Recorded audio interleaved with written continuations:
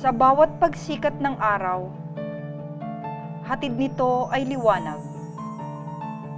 Isang bagong simula, bagong pag-asa.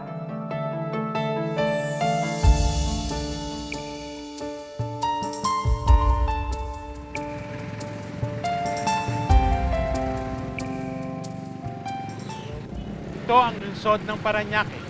Isa ito sa mga bayan, lungsod na bumubuo sa Kalakhang, Maynila. Ang pangalang Parañaque ay mula sa pinagsamang kataga na palayan at paglalayag na nagpapakita ng pagtutulungan at pagkakawang-gawa ng dalawang malaking sektor ng manggagawa sa bayan noon. Ang mga magsasaka at ang mga mangingisda.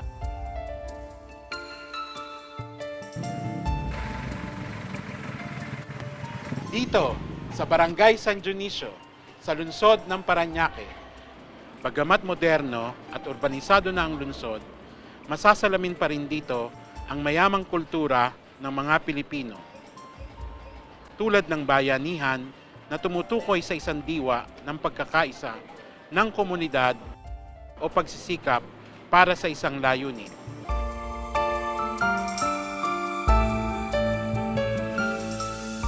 At ang pagtatatag ng isang kooperatiba tulad ng San Dionisio Cooperative Credit Union ay may tuturing na halimbawa ng isang makabagong uri ng bayanihan.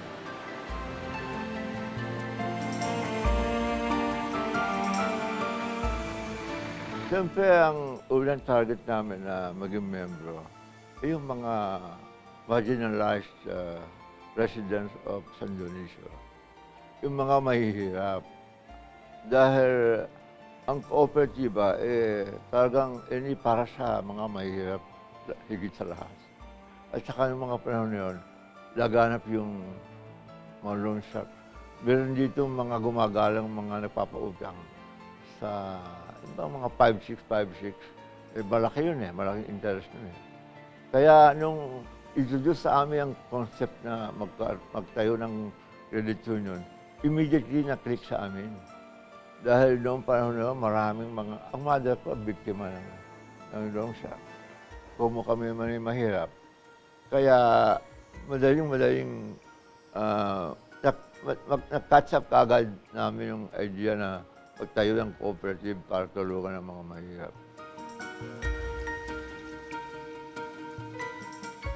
Noong panahon na yun ang grupo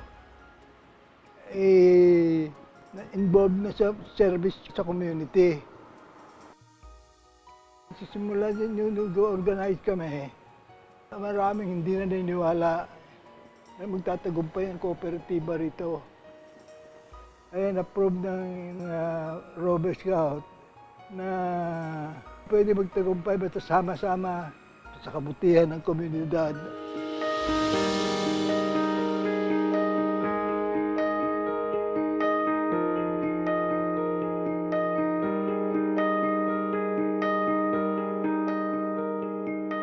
Tinatag ang San Dionisio Cooperative Credit Union noong ika-28 ng Hulyo, 1961 sa tulong ng mga Rover Scouts na naging bahagi rin upang mapaunlad ang baryo San Dionisio sa Parañaque upang balunasan ang ilang pangkomunidad at panlipunang suliranin, lalo na ang pag-aangat sa antas ng pamumuhay ng kanilang kababaryo.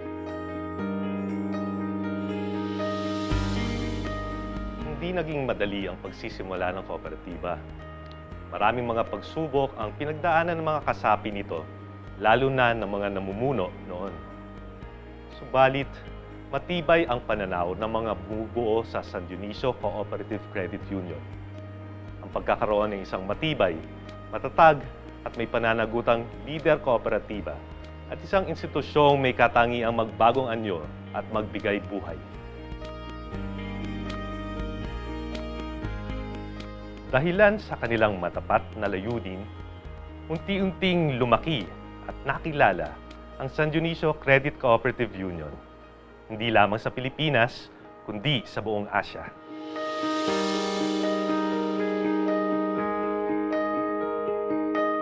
Sa katatayuan ng San Dionisio Credit Cooperative ngayon ay masasabi naming isa kami sa matagumpay na kilusang kooperatiba.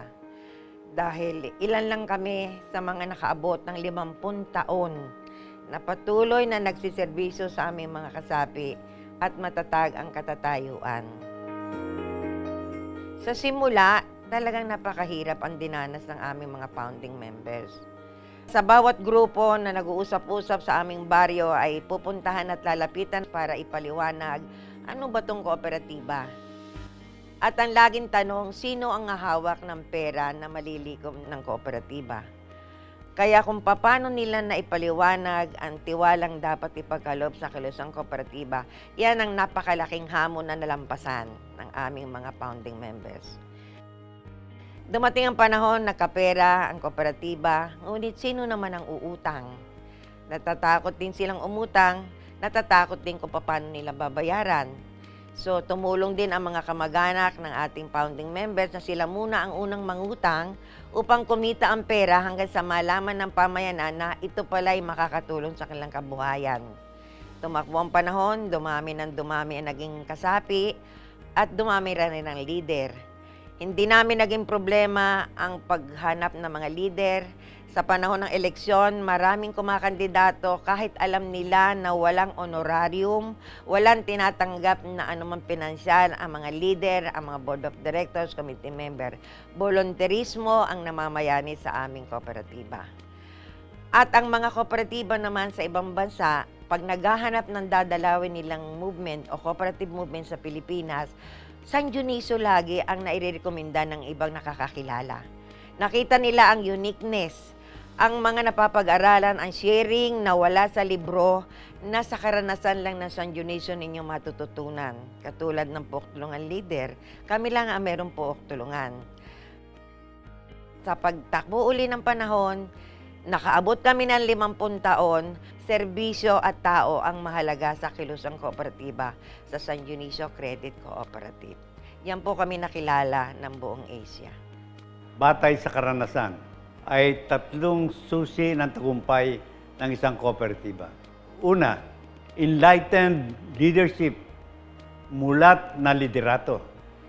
Pangalawa, active member participation, aktibong pakikilahok ng mga kasapi. At ang pangatlo, good management, mahusay at tapat na pamamahala. At ito ay naisa sa buhay sa pamamagitan ng edukasyon. Sapagkat sa kooperatiba, mahalaga ang edukasyon.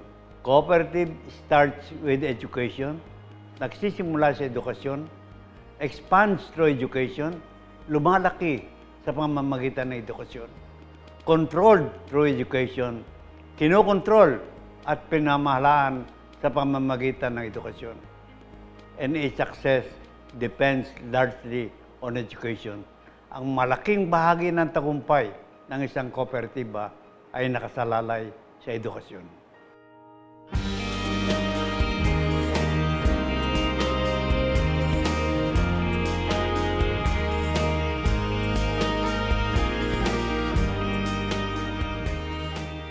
Mula sa 28 na orihinal na kasapi at kapital na nagkakahalaga ng 380 pesos, sa kasalukuyan, ang San Dionisio Credit Cooperative ay mayroon ng mahigit na 13,000 na mga kasapi, 8,000 special depositors at umaabot ng humigit kumulang na 700 million na kabuuang yaman nito. Pagpapautang pa rin ang pangunahing nilang serbisyo, subalit nadadagdagan pa rin tulad ng pabahay o housing projects, botika, ang Eskwela de San Dionisio, appliance financing, bayad center, planong damayan at planong abuluyan sa utang, co-op library, mailing center, express delivery service, rental of function rooms and seminar rooms, basketball court, tie-up sa Western Union money transfer, social enterprise, insurance, manpower directory, advertisement board, at mga programang pangkabuhayan. Mayroon ding tie-up sa iba't ibang serbisyo, katulad ng funeral service, dental, medical at laboratory, healthcare program, at maternity and lying-in clinics. Libreng serbisyo gaya ng agapay sa mga senior citizens, blood sugar screening, blood pressure screening, paggamit ng nebulizer at candelabra.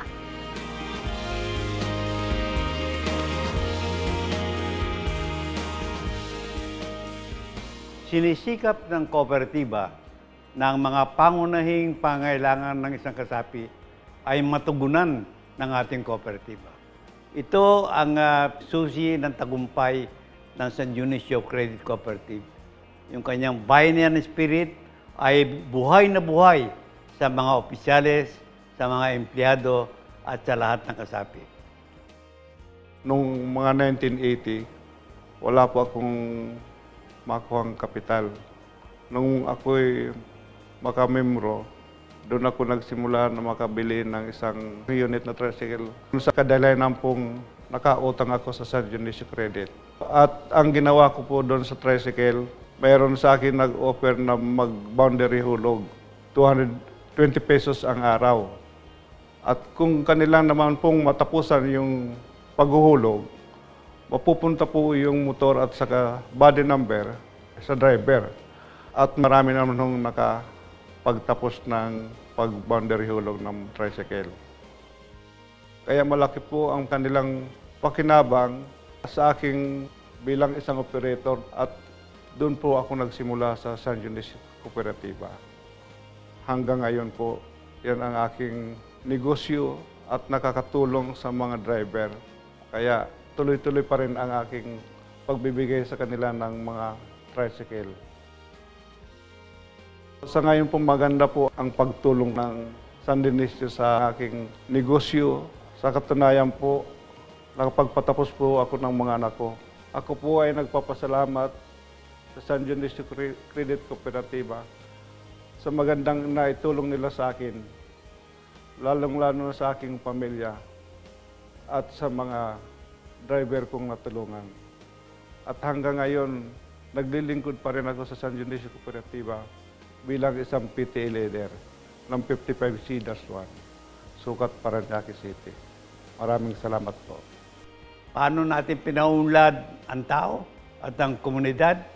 Pinaunlad natin sa pamamagitan ng economic development, social development, cultural development, political development, at spiritual development sa gabay, hindi ng gold, kundi ng God, ng dakilang lumikha. Sa loob ng 50 taon at maging sa mga darating pang panahon, ang San Dionisio Credit Cooperative ay patuloy na magbibigay ng bagong pananaw at pag-asa para sa isang payapa, matiwasay at masaganang pamumuhay at magsisilbing huwaran ng kilusang kooperatiba.